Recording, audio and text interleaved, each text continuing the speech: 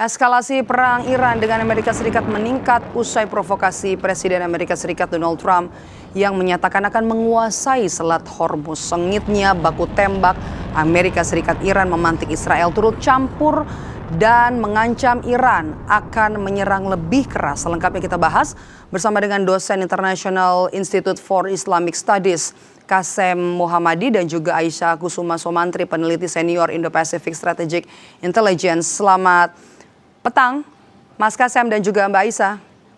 Selamat petang, Mbak. Oke, saya ke Mas Kasem terlebih dahulu. Serangan Iran menggempur fasilitas militer Amerika Serikat di Kuwait, Bahrain hingga Jordania lebih intens. Apakah akan berlanjut jika nantinya Israel turut ikut campur? Iya, pasti Iran sudah umumkan bahwa tidak akan menahan serangan lagi daripada Amerika Serikat. Dan khususnya kalau ada serangan lagi dari pihak yang lain, khususnya Israel itu, pasti Iran akan dengan keras akan balas. Kita harus tidak lupakan bahwa Iran sudah sepakat sama MOU itu, dan berdasarkan klausa 5 dari MOU itu, semua lintasan dari Selat Hormuz itu harus dikoordinasi sama Iran. Tapi setelah beberapa minggu yang lalu itu, ada satu jalur lagi yang dibuka oleh Amerika Serikat dari selatan Selat Hormuz itu, dekat Oman, di mana kapal-kapal itu tanpa koordinasi sama Iran itu, mereka masukkan kapal dan keluarkan kapal, dan Iran pasti tidak akan nahan diri, tidak akan sabar dengan tindakan itu. Kenapa? Karena dari sama selat mereka sudah masukkan di tahun-tahun yang lalu itu, mereka masukkan banyak senjata dan banyak hal yang membahayakan untuk Iran itu. Oleh karena itu ya pasti Iran tidak ada keraguan bahwa itu akan lanjutkan pengelolaannya atas Selat Hormuz dan tidak akan sabar kalau ada serangan lagi. Oke, tidak ada keraguan. Israel sudah mengancam. Apakah kemudian Israel akan membuktikan ancamannya, Mbak Aisyah? Ya, saya kira ini menarik karena di dalam MOU kemarin memang Israel ini tidak dilibatkan ya, padahal Israel ini merupakan proponen utama dari peperangan ini. Nah, kita lihat sebenarnya saat ini Israel ini terus melakukan serangan dan okupasi darat di kawasan selatan Lebanon. Padahal sebenarnya kalau kita lihat salah satu prasyarat yang dikatakan dan ditekankan oleh Iran di dalam MOU kemarin itu adalah penghentian seluruh bentuk dari peperangan di kawasan Timur Tengah. Permasalahannya kita lihat sebenarnya Israel ini adalah kayak spoiling factor dari sisi Amerika Serikat, di mana kemudian baik itu Donald Trump maupun Netanyahu sepertinya ada divergensi dari kepentingan di antara kedua negara ini.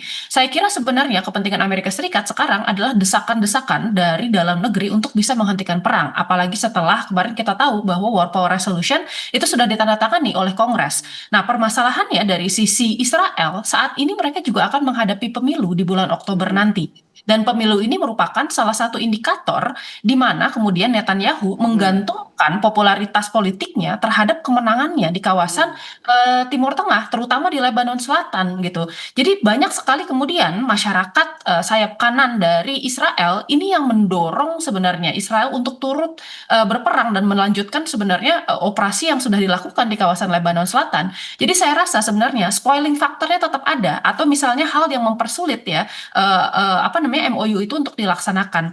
Jadi sebenarnya dari sisi Israel saya kira sejauh ini apabila kemudian Netanyahu ini terus nanti akan terpilih kembali dan menjadi Perdana Menteri Israel, meskipun sudah pasca ya pemilu nanti ini berlangsung gitu, ada kemungkinan besar maka perangnya juga akan terus berjalan. Oke, kalau perang terus berjalan, bagaimana dengan kekuatan militer Iran, Mas Kasem? Iya, saya pasti bahwa Iran kalau kemampuan militernya itu tidak turun dan tidak jadi lemah. Ada satu laporan dari satu bagian dari IRGC itu, di mana itu diumumkan bahwa Iran itu sudah siapkan dirinya untuk perang sama Amerika Serikat yang mungkin berlangsung selama 10 tahun. Iran sudah siapkan dirinya mengenai semuanya hal, drone-nya, ataupun rudal-rudal yang luar biasanya. Oleh karena itu saya kira ya pasti kalau dari sisi militer pasti Iran perkiraan saya bahwa Iran akan bahkan banyakkan serangannya terhadap Amerika Serikat, yakni pangkalan-pangkalan Amerika Serikat kalau ada perang besar-besaran lagi. Oke, saya mau ke Mbak Isa. Mbak Isa, operasi militer Amerika Serikat kali ini apakah hanya untuk menekan Iran untuk bisa menyetujui syarat negosiasi atau sebenarnya lebih siap untuk perang lagi? Sebenarnya satu kata, ini adalah bentuk dari coercive diplomacy. Ini pola yang sudah terlihat dari bulan April lalu ya, ketika negosiasi ini mulai dilakukan di antara Iran dan Amerika Serikat. Pola yang dilakukan oleh pemerintahan Donald Trump adalah terus-menerus mencoba untuk melakukan kekerasan sebagai alat diplomasi. Jadi sebenarnya yang kita lihat, baik Iran maupun Amerika Serikat sebenarnya ada keinginan untuk bisa keluar dari perang ini dan mengakhiri perang ini. Permasalahannya adalah ini termanya siapa gitu ya, siapa yang kemudian bisa mendapatkan lebih banyak prasyarat kemenangan dari kemudian negosiasi yang sudah akan dicapai gitu. Nah sampai saat ini saya kira kedua negara ini masih berusaha untuk melakukan hal yang sama, baik itu dari segi Iran ya maupun dari Amerika Serikat. Khususnya untuk Amerika Serikat saat ini terdapat banyak sekali tekanan dalam negerinya pasca penandatanganan MOU kemarin, karena ke-14 syarat yang ditetapkan di dalam MOU itu merupakan syarat-syarat yang dinilai lebih menguntungkan Iran dibandingkan menguntungkan dengan Amerika Serikat. Oleh karena itu sebenarnya tekanan dari hawkish Amerika, lalu kemudian juga dari lobis-lobis yang pro-Zionis di Amerika Serikat, itu banyak yang mendukung sebenarnya Donald Trump untuk melanjutkan peperangan. Untuk apa? Meningkatkan leverage ya dalam negosiasi-negosiasi yang ada di masa depan. Saat ini kita sudah melihat bahwa ada beberapa pembicaraan ya yang sudah dilakukan pasca penandatanganan MOU.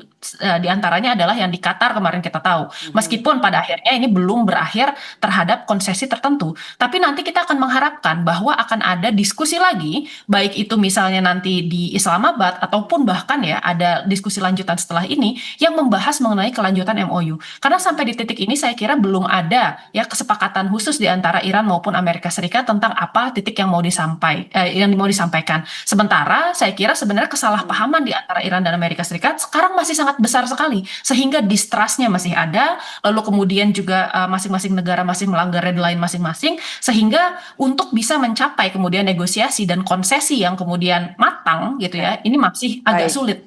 Baik. Kita nantikan seperti apa nanti eskalasi dari perang, terlebih dari Israel yang sudah mengancam akan memberikan respons. Terima kasih sudah bergabung bersama kami, Mas Kasem dan juga Mbak Aisyah. Selamat petang dan juga sehat selalu.